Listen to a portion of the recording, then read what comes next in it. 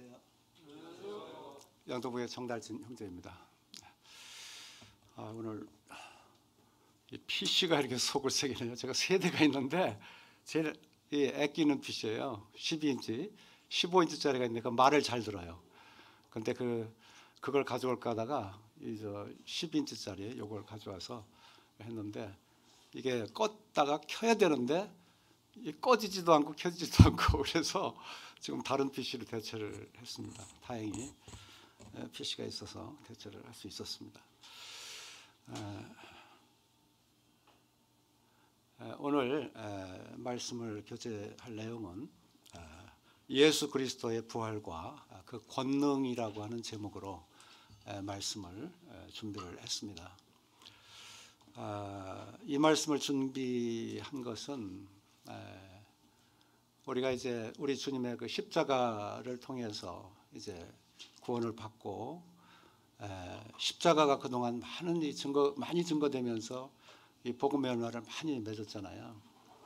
그런데 이제 이 교회 성도들에 대해서는 어떤 것을 전해야 될까 생각하면서 이 부활의 능력이 사실은 이 신약에 와서 우리 주님께서 부활하시고 나서 이 모세 율법과 시편과 이 선지자의 글에 바로 이 기록한 것이 바로 이것이다라고 말씀하시면서 이 아주 최종적인 결론을 맺으시고 이제 그 말씀을 증거하시는데 이 말씀의 능력을 힘입어서 성도들이 살아갈 때 이 새 생명의 삶 그리고 주님이 오시기까지 이 성결한 삶을 우리가 이 성도들이 이어갈 수 있는 능력이 되기 때문에 이 부활의 이 부활과 그 권능을 이렇게 택하게 됐습니다.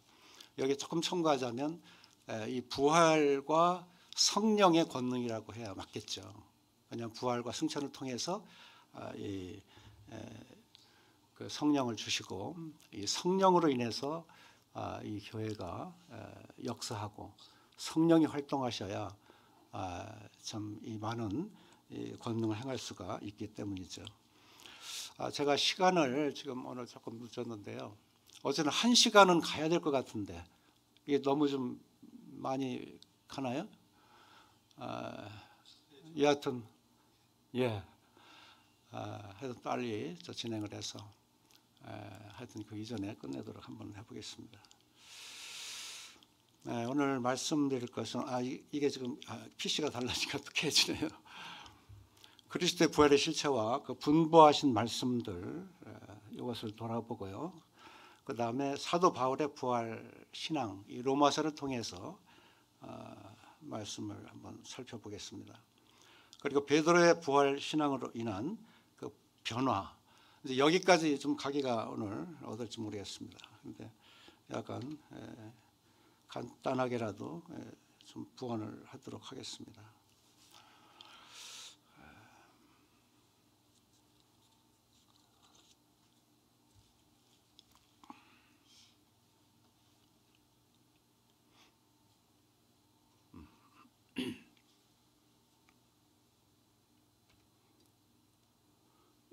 여기 잠깐 위에 이거를 없앨 수가 있나요? 요 부분.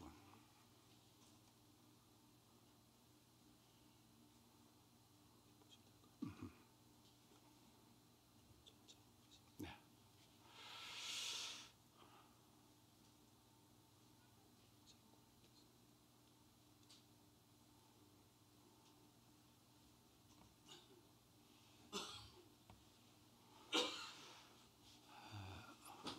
우리 주님께서는 부활하셔서 11번을 나타내셨다 이제 이렇게 되어 있는데 그 한 번 정도의 그 플러스 마이너스 차이는 좀 있습니다. 제가 이제 성경을 살펴보면서 이 막달라 마리아에게 처음 나타났다고 이제 마가복음에 기록이 돼 있고 그 바로 다음 이어서 이제 그 무덤에 갔던 여자들 이제 야고보 모친 마리아, 살로메, 요한나 다른 여자들 이렇게 기록이 돼 있어요. 그래서 처음에 만났던 바로 그것을 이래로 치면은 11번으로 이렇게 기록이 되어 있습니다. 그래서 제일 먼저 안식 후 첫날 주님께서 이렇게 아침 어두울 때 또 이른 아침에 나타나셨습니다. 그리고 이제 두 번째 나타난 것은 베드로에게 나타나서 베드로 요한이 달리기 하면서 이제 그 무덤에 갔던 일이었고, 이제 세 번째가 엠마오라는 그 두 제자, 이 글로바 외에 그 한 명의 제자가 이제 함께 가고 있는데, 엠마오로 가고 있는데, 그때 주님께서 이 파란 글씨 여기 주목해 보시면, 이에 모세와 모든 선자의 글로 시작하여 모든 성경에 쓴 바 자기에 관한 것을 자세히 설명하시니라, 그렇게 말씀하고 있습니다. 주님께서는 이 땅에 성육신으로 오신 그 목적이 십자가에서 우리의 모든 죄를 다 구속하실 뿐만 아니라, 이제는 모세와 모든 선지자의 글로 시작해서 모든 성경에 기록되어 있는 그 쓴 바 자기에 관한 것을 설명하면서 바로 이러한 그 목적을 두고 주님께서 임하셨다 하는 것을 말씀해 주고 있습니다. 우리 주님은 참으로 슬픈 빛을 띠고 가고 실망 중에 가는, 그리고 의심에서 벗어나지 못하는 엠마오로 가는 이 두 제자에게 우리 주님께서는 이와 같은 말씀을 하시고 동행을 하시고 또 떡을 떼심으로 자신을 나타내 주셨습니다. 눈이 밝아져서 우리 주님을 볼 수가 있었습니다. 그리고 이제 그 믿음의 마음을 또 일으켜 주시기 위해서 이 성경을 풀어 주실 때 우리 속에 마음이 뜨겁지 아니하더냐.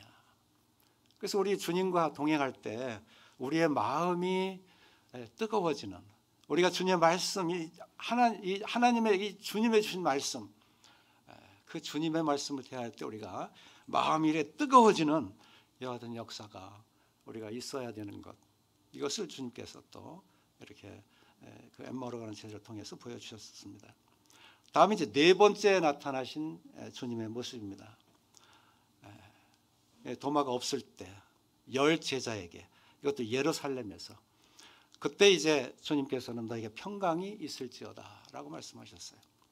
지금 이 제자들은 지금 이 예수님을 추종한다고 그러면 무조건 잡아서 죽이기도 하고 많은 그 어려움, 이 고난, 환난을 당하는 그런 그 시기였잖아요. 그때 주님께서 나타나셔서 제자들에게 부활하신 몸으로 여기에 너에게 평강이 있을지어다, 이것처럼 제자들에게 안심을 심어줄 수 있는 말씀이 어디 있겠습니까? 그런 참 언제 죽을지 모르는 그런 상황에서 주님은 평강을 여러 번을 말씀하셨어요. 그러면서 이 평강을 주장하셨던 사실을 보게 됩니다. 그리고 이제 내 손과 발을 보고 나인 줄 알라, 또 나를 만져보라, 영은 살과 뼈가 없으되 너희 보는 바와 같이 나는 있느니라.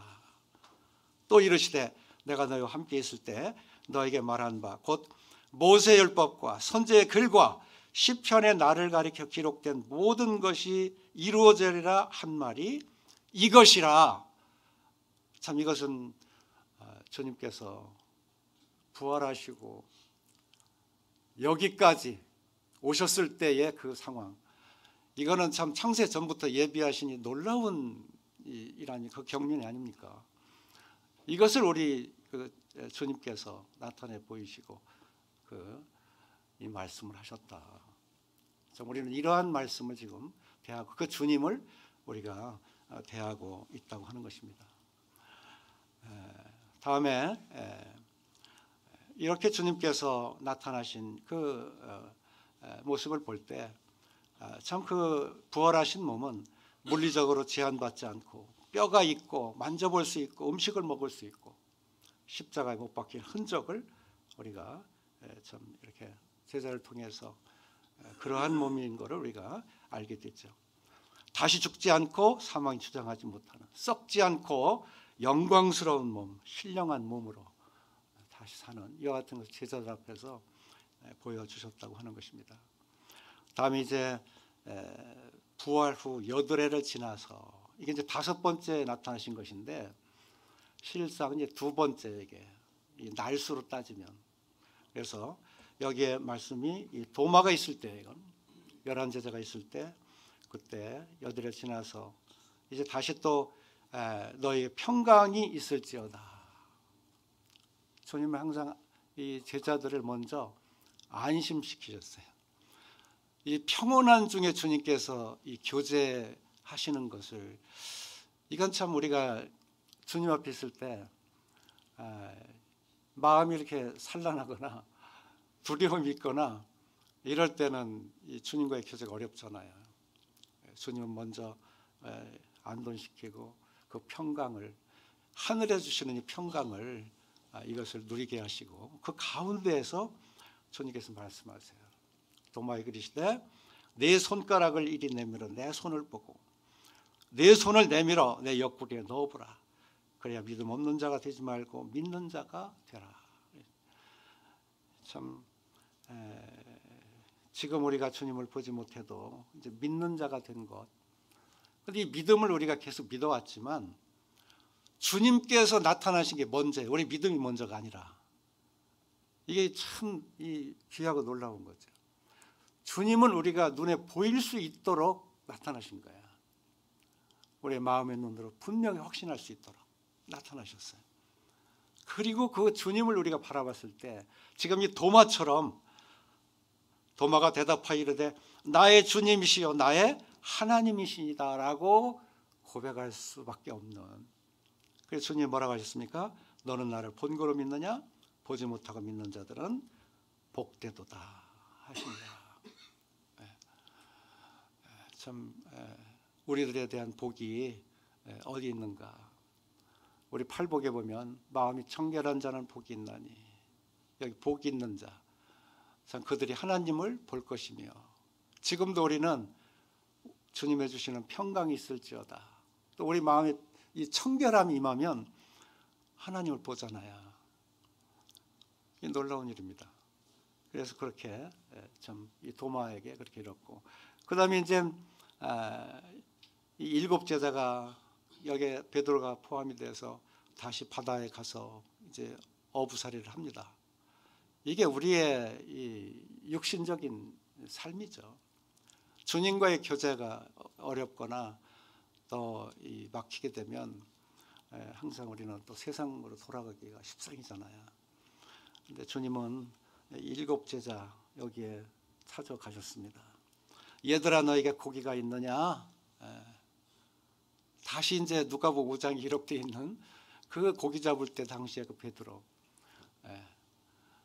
선생이라고 하면서 내가 그 말씀에 의지해 그물을 내리리다 했던 바로 그 베드로에게 찾아오셔서 이제 다시 고기에 이 말을 꺼내면서 그물을 배 오른편에 던지라 그리하면 잡으리라. 이렇게 베드로는 이 말을 금방 알아들었어요. 사랑하는 제자가 그 옆에서 이 사랑하는 제자 요한이잖아요. 근데 얘기할 때 깜짝 놀랐어요. 그렇게 주님을 부인하고 또 3번씩이나 또 부인하고 여러 번 주님을 부인했던 베드로였는데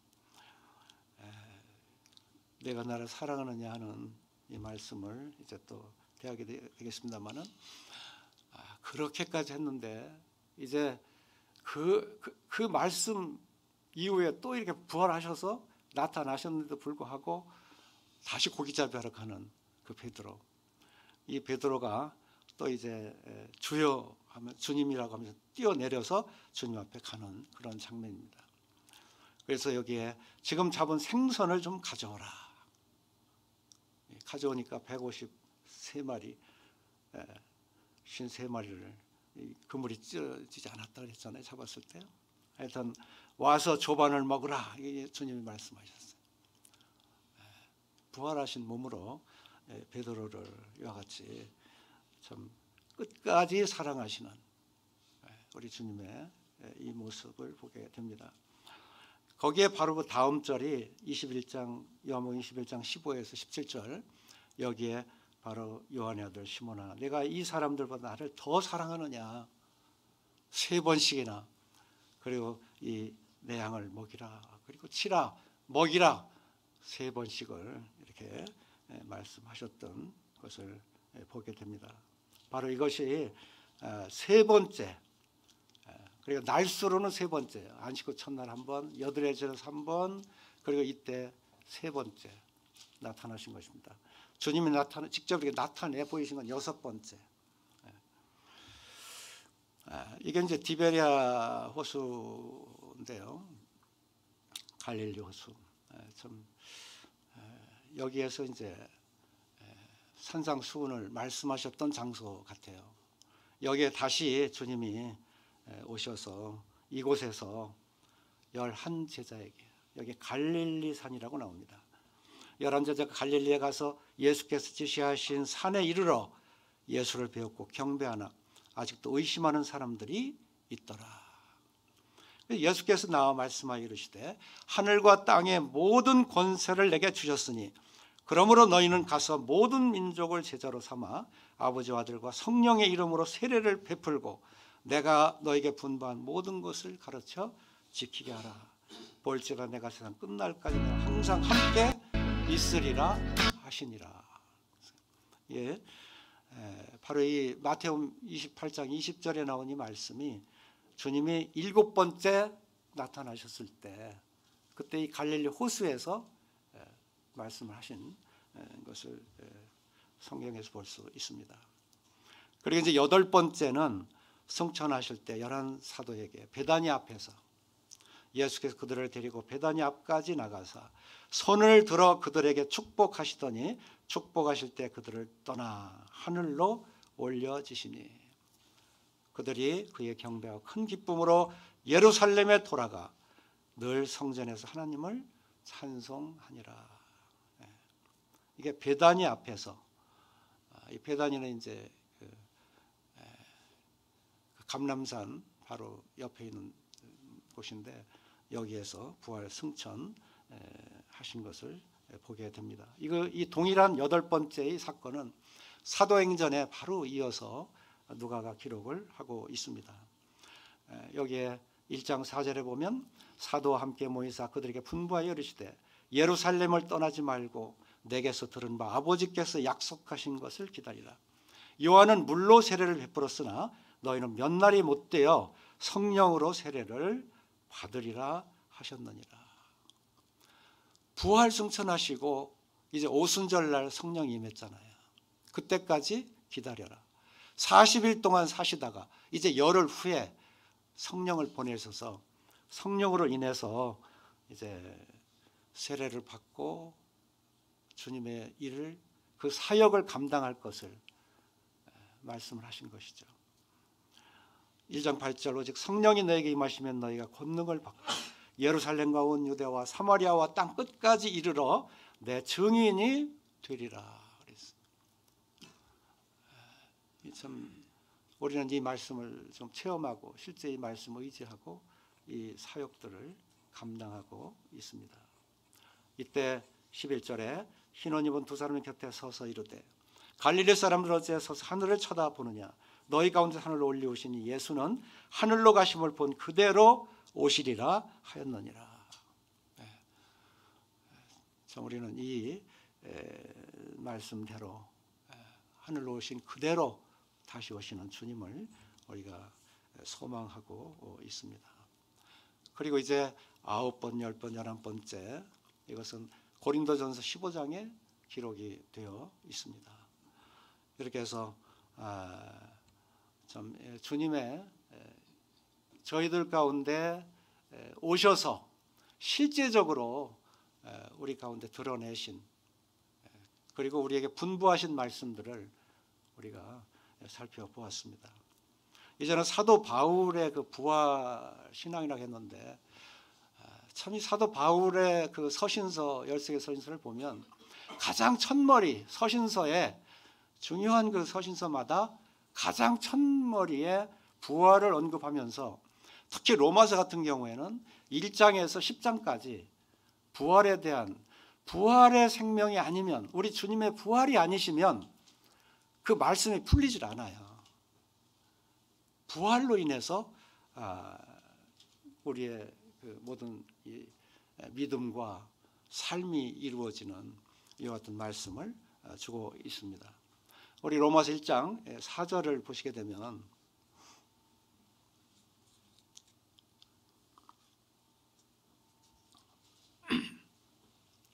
성결의 영으로는 죽은 자들 가운데에서 부활하사 능력으로 하나님의 아들로 선포되셨으니 곧 우리 주 예수 그리스도시라 그랬습니다. 이 로마의 시작이 성결의 영으로 시작되고 죽은 자들 가운데 부활하사로 시작이 됩니다. 이것이 로마서의 시작이에요. 우리 주님의 부활을 우리가 맞이하고 부활하신 그 주님 앞에서 이 말씀을 우리가 읽는 것, 이게 중요하죠. 여기에 성결의 영이라고 하는 것은 순결하고 흠이 없는 거룩 하나님의 그 영이다. 여기에 보면 이 바로 성결의 영은 하나님의 의를 말씀하고 있습니다. 그래서 여기에 그 말씀에 보면 1장 4절 후반절에 보면 주 예수 그리스도, 바울의 서신이 대부분이 주님이 먼저 앞서요. 우리 주 되신 주님께 우리 주님을 먼저 바라고 주님 앞에서 이렇게 이제 그 예수 그리스도 주님을 이렇게 증거하고 있는 것을 보게 되는데, 이 주라고 하는 그 이름이 구약에서는 여호와, 신약에서는 이제 예수라고 하는 이름으로 이렇게 오는데, 여기 우리가 마태복음 1장 21절 23절에 보면 21절은 우리의 죄사함에 대한 문제, 예수라 하라 하는 이름으로 기록이 되어 있습니다. 그리고 23절에서는 보라 처녀가 잉태 아들을 낳을 것이 그 이름을 임마누엘이라 하리라. 임마누엘은 하나님이 항상 함께 하신다 하는 의미예요. 하나님께서 항상 함께 하신다고 하는 이 의미에 담겨 있는 이 이름에 담겨 있는 이름은 바로 주님께서 부활하셔서 요한계시록에 내가 항상 너희와 살아서 너희와 함께 하겠다. 그 계시록 1장 18절에도 죽었다가 사신 자로 말씀하시잖아요. 사대교회에 대해서도 이 죽은 자에게 말하는 것이 아니라 산 자에게 말한다. 이 살아나셔서 우리 주님께서는 우리와 함께 하신다. 마태복음 28장 20절에도 세상 끝날까지 항상 너희와 함께 하리라. 이 임마누엘이 이루어진 것은 우리 주님의 부활이라는 거죠. 십자가를 증거하는 게 아니라, 십자가는 마태복음 1장 21절이에요. 그리고 23절은 주님의 부활에 대한 증거를 말씀하고 계시다 하는 것을 우리가 알 수가 있습니다. 그리고 로마서 이제 10장 9절에 보면 내가 만일 내 입으로 예수를 주로 시인하며 또 하나님께서 그를 죽은 자 가운데 살리신 그 내 마음에 믿으면 구원을 받으리라 그랬잖아요. 여기에서 우리가 예수를 주로 시인하는 부분까지는 거의 많이들 처음에 복음을 전하면 많이 시인을 해요. 저도 사실 이걸 확실하게 이제 성경을 보고 좀 이렇게 시작을 했어요. 근데 부활하신 이 예수님의 죽은 자 가운데 살리신 것을 내 마음에 믿으라고 했는데 예수님을 보지 않고 믿기가 참 어렵더라고요. 이것 때문에 굉장히 고민을 하고 상당히 오래 좀 간 적이 있었어요.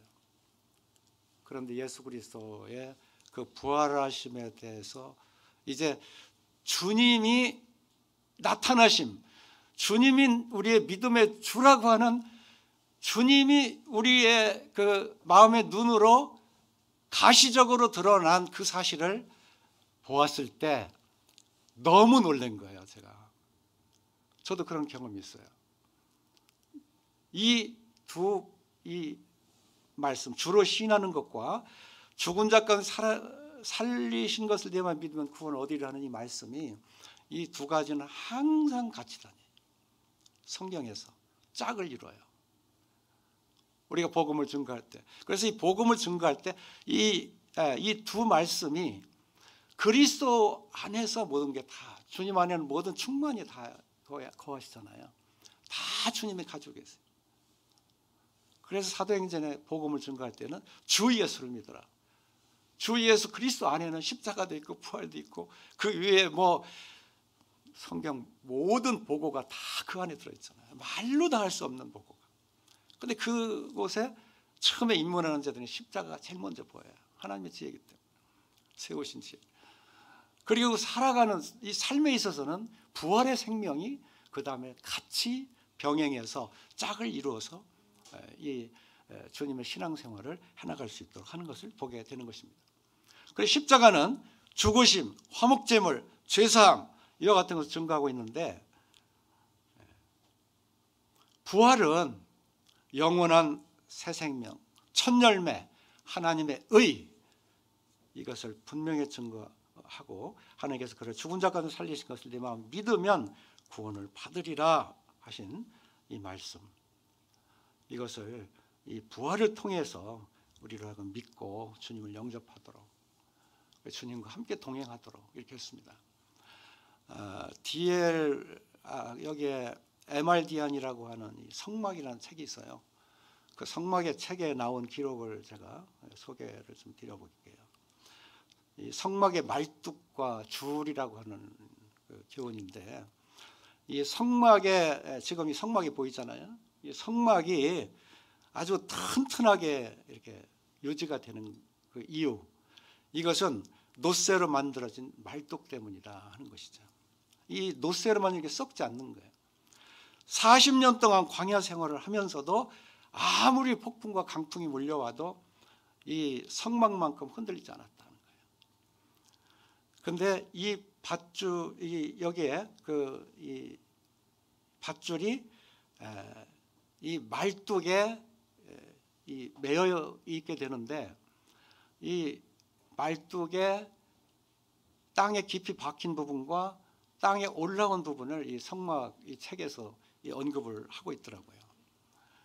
저도 사실 여기에 동감이 갔어요. 왜냐하면 성막 공부할 때는 하나하나 자세히 또 보잖아요.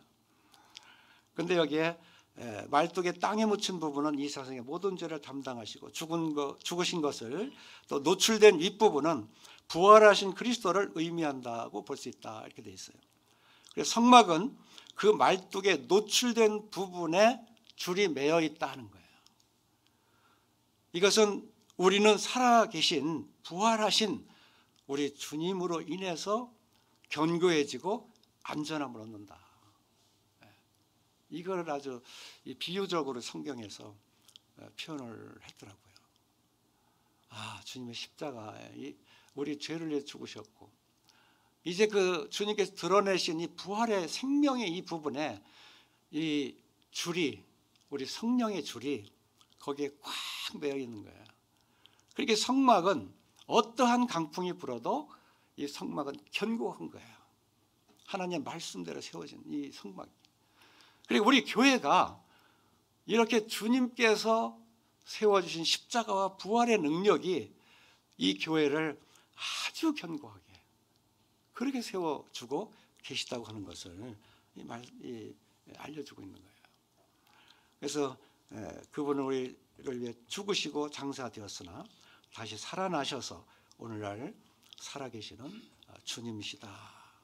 우리 주님이시다 하는 것이죠. 그래서 이 말씀과 더불어서 이 로마서를 우리가 보게 될 때 우리는 이 참 복음을 대하게 되는 것이죠. 그래서 이 복음은 하나님이 선자를 통해서 그 하나님의 아들에 관하여 성경에 미리 약속하신 것이라. 그 아들에 관해서 말하면 육신으로는 다윗의 혈통에서 나셨고 성결의 영으로는 죽은 자들 가운데 부활하사 능력으로 하나님의 아들로 선포되셨으니 곧 우리 주 예수 그리스도시라. 여기에 이 복음은, 그리고 이 복음은 이렇게 말씀하고 있죠. 이 복음은 우리 주 예수 그리스도. 항상 이 사도 바울은 주 예수 그리스도예요. 주님의 맨 앞에 나와요. 그분을 만나고 그분이 어떤 분이신가. 참 이름 부르기에도 참 벅찬 감동 어린 그러한 그 마음 중심 안에서 우리 주님을 그리고 종으로서 이렇게 대하고 있는 것을 보게 될 때 참 놀라운데, 이 복음, 주 예수 그리스도, 디모데후서 1장 10절에 이제는 우리 구주 예수 그리스도에 나타나시는 나타났으니 그는 사망을 패하시고 복음으로써 생명과 썩지 아니할 것을 드러내신지라. 여기 디모데 후서에도 이 1장에서 바로 이러한 주님의 부활의 생명을 말씀하고 있는 것을 보게 됩니다.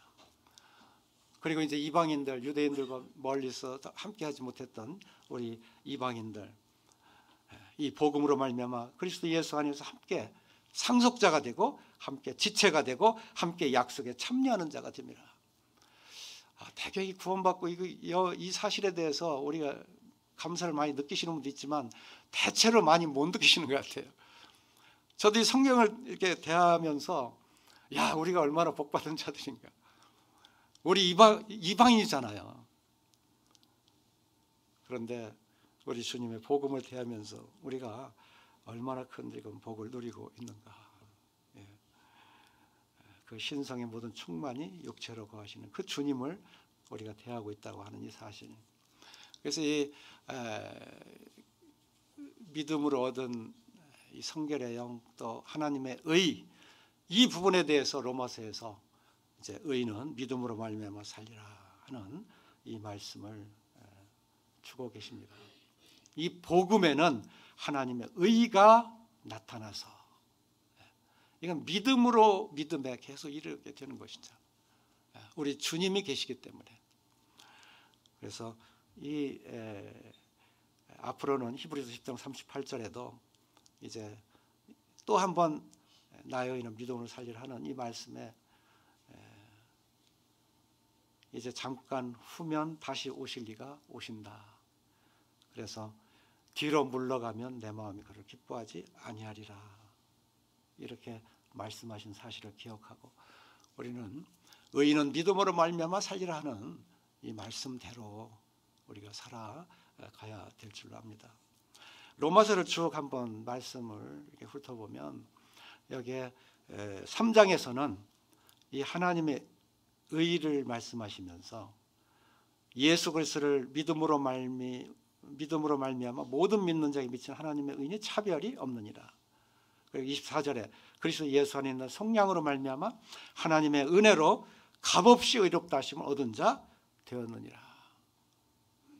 의롭다함을 얻었다는 이 의미는 그 십자가로는 끝나잖아요. 십자가 자체가 우리의 죄 용서하면 돼도 우리를 의롭다고 하기에는 십자가로는 못 미쳐요. 그거 가지고는 안 되는 거예요. 주님의 부활하신 그 성결하신 죽었다가 살아나신 그분의 그 생명을 통해서 우리가 이 감추어졌던 선조들에게 증거가 됐던 그 부활을 통해서 우리가 의롭다함을 우리가 얻게 되는 것이죠. 완전히 신분이 바뀌었어요.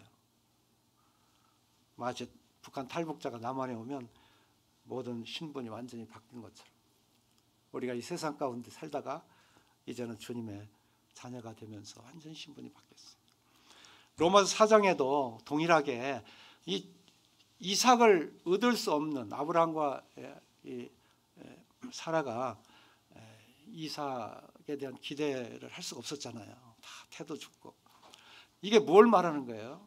생명을 얘기하는 거예요. 생명. 이것을 어떻게 보면 주님께서 우리들을 다시 살아나게 하기 위해서, 살리시기 위해서. 25절에 보니까 예수는 우리가 범죄한 것 때문에 내줌이 되고 또한 우리를 의롭다 하시기 위하여 살아나셨느니라. 범죄함, 십자가로 인해서 내어주셨어요. 그런데 이제는 우리를 의롭다 하시기 위해서 살아나셨다. 우리 주님이 의이니까, 그분은 살아계시니까 놀라운 이 복음을 대하게 됩니다. 6절에는 이제 세례를 말씀하고 있어요. 우리의 성령의 세례와 더불어서 침례, 우리가 받는 의식까지도 이제 모든 성도들에게 공표하고 세상에게 대해서 공표하는 이와 같은 의식에서 이는 죽은 자가 죄에서 벗어나 의롭다 하심을 얻었습니다. 이는 그리스도의 죽은 자 가운데 살아나셨음에 다시 죽지 아니하시고 사망이 다시 그를 주장하지 못할 줄을 알미로다. 이 부활의 능력, 부활의 권능 계속 미치게 되죠. 로마서 7장에는 율법에 대한 부분이 나오는데 이 율법에 대해서도 이 부활의 우리 주님 앞에 우리가 나아가게 될 때 여기에 7장 4절 빨간 글씨에 죽은 자 가운데 살아나신 이에게 가서 우리가 하나님을 위해 열매를 맺게 하려 함이라. 8장에서 또한 이 의롭다 하심을 증거하고 있습니다. 8장 30절 또 미리 정하신 그들을 또한 부르시고 부르신 그들을 또한 의롭다 하시고 의롭다 하신 그들을 또한 영화롭게 하셨느니라.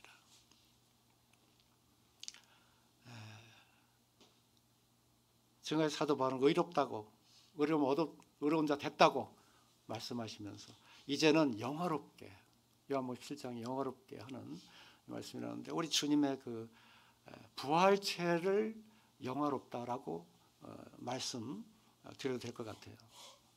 그렇게 또 여겨져요. 그것까지도 이미 주님께서는 다 성취된 걸로 부름 받은 자는 영화롭게 되는 데까지도 이미 주님은 해놓으셨다는 거예요. 이게 우리의 평안이고 그 말뚝에 그 윗못 부활에 지금 매여 있는 성령의 줄에 매여 있는 인친바된 지금 우리의 신분과 위치, 우리가 어떤 자인가 다 주님은 준비를 다 해놓으셨다는 거예요. 이제 베드로의 신앙의 변화 이것을 한번 살펴보도록 하겠습니다. 자, 베드로가 성령이 임하기 전에 그때는 하나님과 원수가 된 자로 하나님께 항변한 자였다. 육신의 생각 하나님과 원수가 되나니 이는 하나님 앞에 굴복하지 아니할 뿐만 아니라 할 수도 없습니다. 말씀 그대로예요. 베드로가 바로 그러한 자였죠. 베드로는 그물을 버려두고 예수님을 쫓았어요. 이렇게 자기의 재산 이걸 다 버리고 가는 그런 믿음. 주님을 어떠한 모습에서 만났기에 그렇게 모든 것을 버릴 수가 있었나. 한번 우리 입장에 실제 한번 들어놓고 생각해 볼 때 이런 믿음이 있나? 돌아볼 일이에요. 근데 베드로는 하여튼 이랬어요. 또 베드로는 예수님이 살아계신 하나님이신 줄도 알았어요. 베드로가 말씀에 의지해서 내가 그물을 내리다 했을 때 그물이 찢어지게 많이 2배 잠기도록 잡히게 된 이 사실을 놓고 그래도 범상치 않게 봤는데 우리 주님을 대하고 나서 얼마나 놀랐는지. 이분은 정말 하늘에서 오신 분이다. 자기 모든 전생을 다 드리고 쫓았지만 또 한 번 이런 충격을 받고 나는 죄인이로소이다. 주는 그리스도시요 살아계신 하나님의 아들이시다까지 고백하기에 이르렀어요. 그런 베드로예요. 그리고 베드로는 영생이 주님께 있음을 알았어요. 요한복음 6장에 보면 거기에 주여 영생의 말씀이 주께 있사오니 우리가 누구에게로 가오리까? 우리가 주는 하나님의 거룩하신 자이신 줄 믿고 알았사옵나이다 그랬어요. 사람들은 다 영생의 말씀 상관이 없고 무관심해요.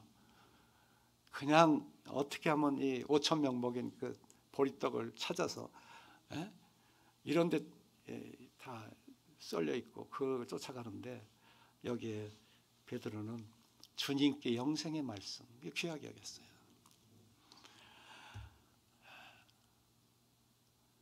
그런데 예수님이 이제 처음으로 예루살렘에 이제 들어갈 것을 말씀하실 때 이때로부터 제자들에게 이제 내가 예루살렘에 들어가면 거기에 대제사장과 서기관들에게 많은 고난을 받고 죽임을 당하고 제3일에 살아나야 할 것을 제자들에게 비로소 나타내셨다 그랬어요.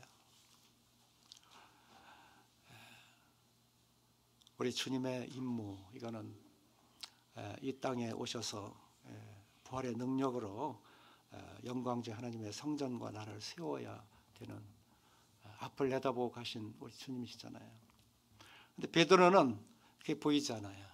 여기에 베드로가 예수님을 붙들고 항변하여 이르되 주여 그리 마옵소서, 일이 결코 죽게 미치지 아니하리이다. 주님께 향했다가 다시 또 내 자신으로 돌아오는 베드로. 그때는 항상 이게 서로 하나님과의 이 대적이 되는 거예요. 대항이 되는 거죠. 이거 우리가 주의해야 할 부분 아니겠어요? 그러니까 주님이 그러셨어요. 예수께서 돌이켜 베드로에게 이르시되 사단아 내 뒤로 물러가라.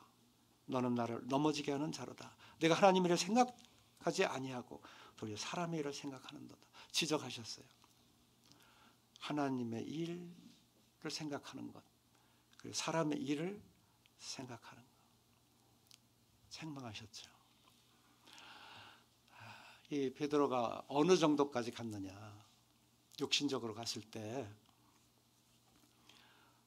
마태복음 26장 72절에 이렇게 기록이 되어 있습니다. 베드로가 맹세하고 또 부인하여 이르되 나는 그 사람을 알지 못하노라 하더라. 조금 후에 곁에 섰던 사람들이 나와 베드로에게 이르되 너도 진실로 그 도당이라. 네 말소리가 너를 표명한다 하거늘 그가 저주하여 맹세하여 이르되 나는 그 사람을 알지 못하노라 하니 곧 닭이 울더라. 여기 파란 글씨를 한번 보세요. 베드로가 맹세하고 또 부인하여 맹세까지 했어요. 자기 스스로. 저 예수라는 사람 모른다.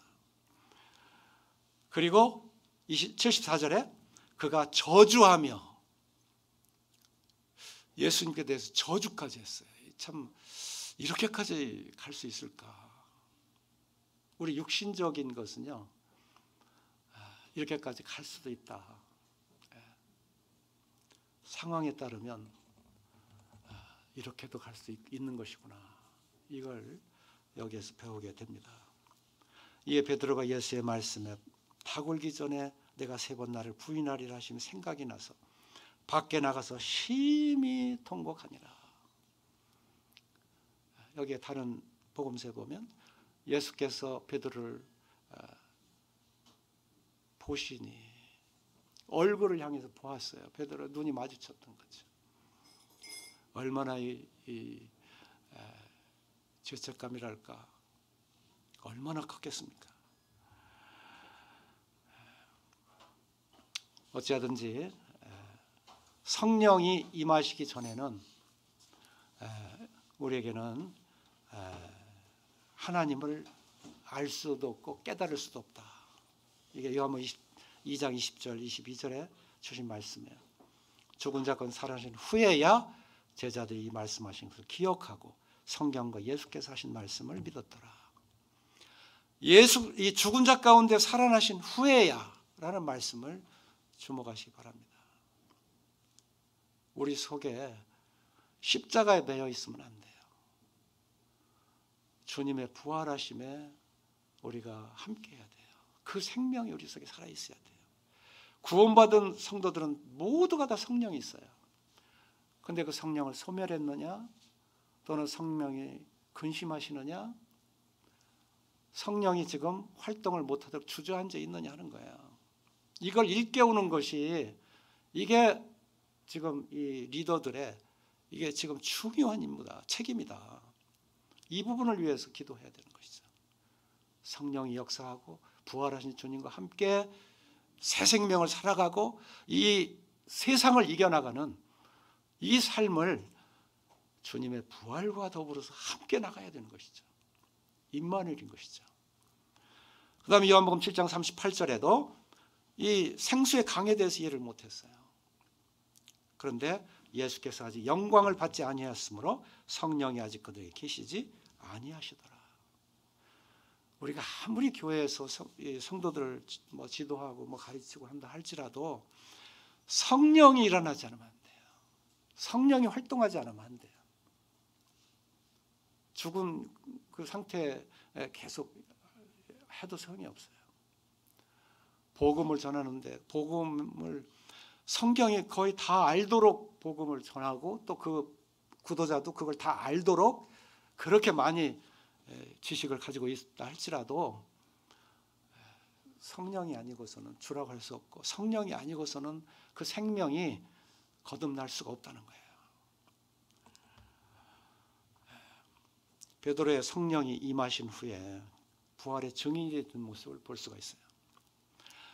4도행전 1장 15절에 마띠아 제자를 뽑을 때 이때 빨간 글씨 보세요. 예수께서 부활하심을 증언할 사람을 지금 뽑고 있는 거예요.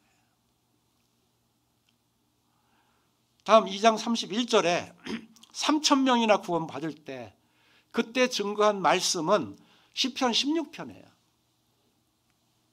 부활의 장, 부활의 시편 16편이에요.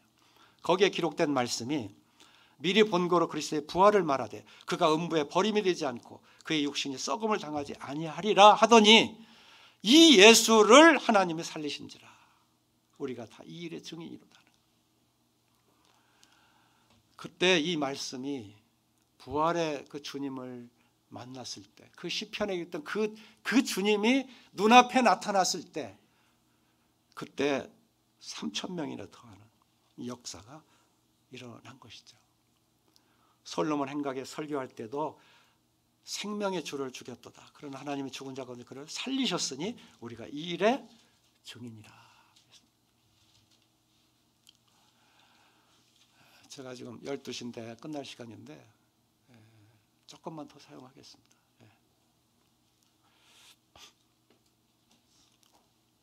이 베드로의 그 사도행전 설교는 1장에서 고넬료 사도행전 10장까지 이 고넬료가 구원받는 그 가족들의 구원받는 거기까지 베드로가 계속 활동하고 있는데 거기에 계속 증거한 내용들이 예수님의 부활이었습니다. 4장 2절을 보니까 예루살렘 공회에서 베드로와 요한의 그 설교할 때 예수 안에 죽은 자의 부활이 있다고 백성을 가르치고 전함을 싫어하여 그들을 잡음에 날이 이미 저물었으므로 이튿날까지 가두었으나 말씀을 들은 사람 중에 믿는 자가 많으니 남자의 수가 약 5천이나 되었더라. 사도들이 큰 권능으로 주 예수의 부활을 증언하니 우리가 큰 은혜를 받아. 십자가는 우리들의 죄를 깨끗게 하는 거예요. 또 부활의 주님을 의지한다 할지라도 이 모든 성결한 삶을 살아갈 때는 이 십자가는 그 십자가의 피는 우리에게 계속 효력을 발생해요. 그것은 우리를 깨끗게 하는 것이에요. 그러나 우리의 깨끗한 삶에 동력을 불어넣는 것은 주님의 부활이에요. 왜냐하면 주님께서 실제 살아나셨고 우리를 이끌어 주실 그 손잡고 그 오른팔로 우리를 붙들고 가실 분은 살아나신 주님이시기 때문에 그런 거예요. 사도행전 10장 39절에도 가이사랴 고넬료 집에서 설교할 때도 우리는 유대인의 땅과 예루살렘에서 그가 행하신 모든 일의 증인이라. 그를 그들이 나무에 달아 죽였으나 하나님이 사흘 만에 다시 살리사 나타내시되 모든 백성이 하신 것이 아니요 오직 미리 택하신 증인 곧 죽은 자 가운데 부활하시는 그를 모시고 음식을 먹은 우리에게 하신 것이라. 끝까지 이렇게 부활에 대한 증거를 하면서 베드로 전서 후서에도 부활 생명을 계속 증언하고 있는 것을 봅니다. 베드로전서 1장 3절 서두에 우리 주 예수 그리스도의 아버지 하나님을 찬송하리로다.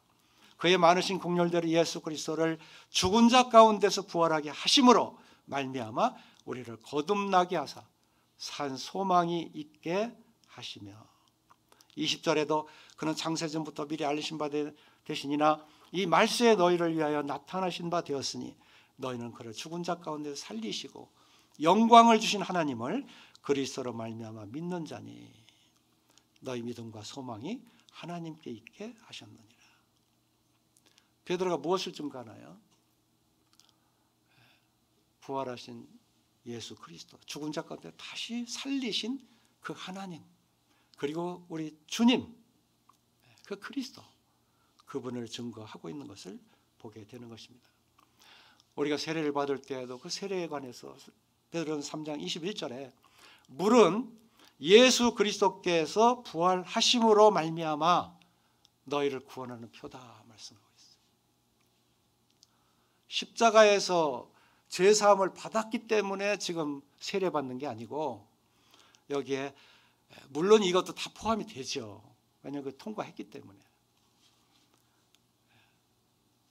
그러나 예수 그리스도께서 부활하심에 대해서 이 침례를 베푸는 것이다 하는 거예요. 그래서 복음을 전할 때 이것은 같은 쌍이다는 거예요.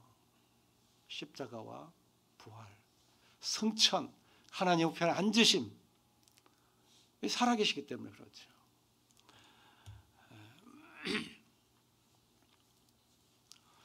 부활 생명과 성령 충만 이런 부분이 있는데 이것은 오직 예수 그리스도라고 하는 것입니다.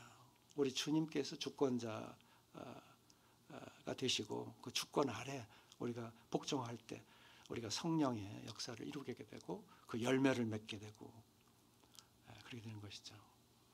자, 결론적으로요.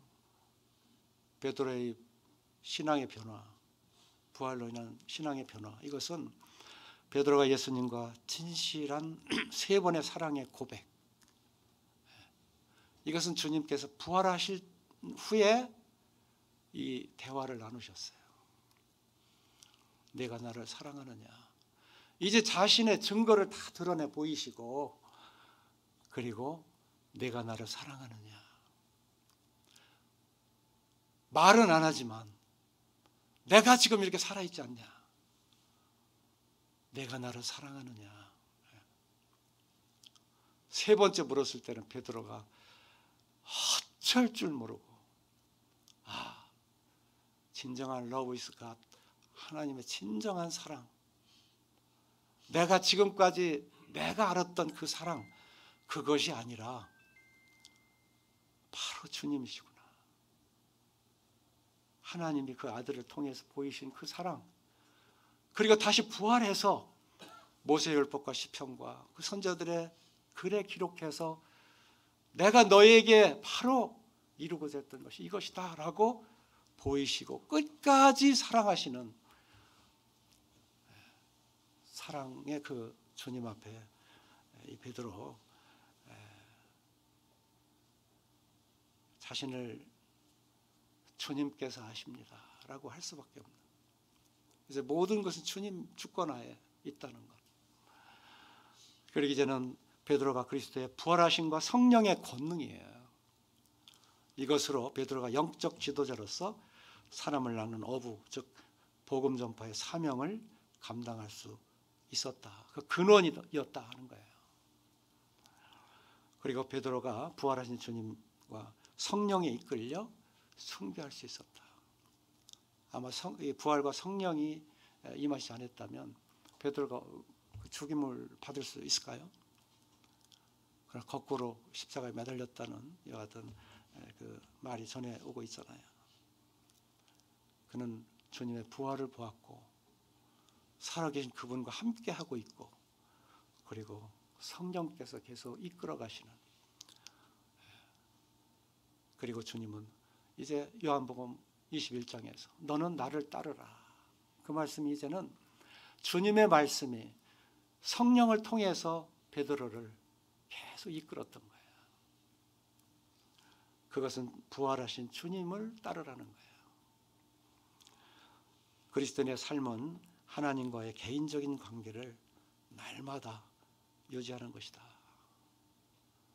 이것은 부활과 성령의 그 삶, 이것으로 계속 신성에 충만하신 우리 그 주님 안에 거하는, 말로 다 할 수 없는 그것들을 성령을 통해서 우리가 살아계신 주님께서 공급하시는 줄 믿습니다.